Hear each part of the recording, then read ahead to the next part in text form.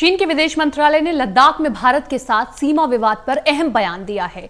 चीनी विदेश मंत्रालय की प्रवक्ता ने कहा है कि सीमा विवाद को लेकर चीन और भारत के बीच सकारात्मक सहमति बनी हुई है।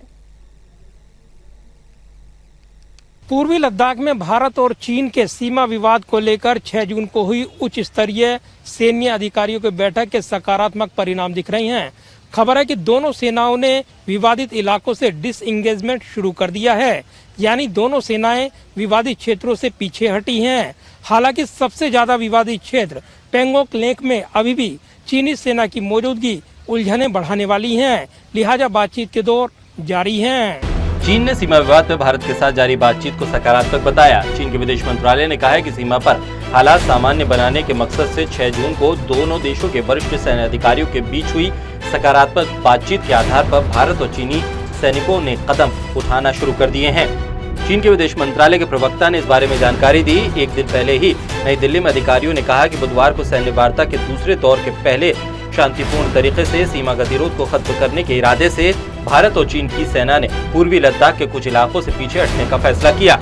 उन खबरों के बारे में पूछे जाने पर कि क्या दोनों तरफ से जवान अपनी पुरानी स्थिति की तरफ लौट रहे हैं, चीन के विदेश मंत्रालय के प्रवक्ता हुआ चुनयिंग ने संवाददाता सम्मेलन में बताया कि सीमा परिस्थिति सहज बनाने के लिए दोनों तरफ से कदम उठाए जा रहे हैं। उन्होंने कहा कि हाल में चीन और भारत के बीच कूटनीतिक और सैन्य माध्यम से सीमा परिस्थिति के बारे में प्रभावी बातचीत और सकारात्मक सहमति बनी है।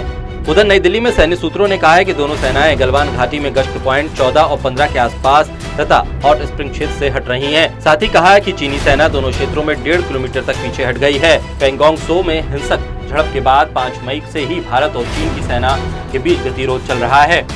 पेंगोंग त्सो झील के पास फिंगर इलाके में भारत द्वारा महत्वपूर्ण सड़क बनाने पर चीन ने कड़ा एतराज किया था। इसके बाद से ही दोनों देशों की सेनाएं आमने सामने हैं।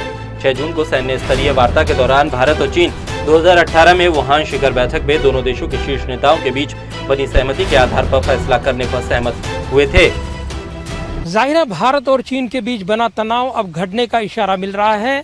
6 जून को उच्च स्तरीय सैन्य अधिकारियों की वार्ता के बाद दोनों देशों के बीच भरोसे का माहौल बना है, लिहाजा दोनों देशों के विदेश मंत्रालयों ने बातचीत सकारात्मक दिशा में चल रही है, ये अहम बयान भी दिए हैं। कैमरामैन मनमोहन के साथ प्रदीप कुमार, टोटल न्यूज़, दिल्ली।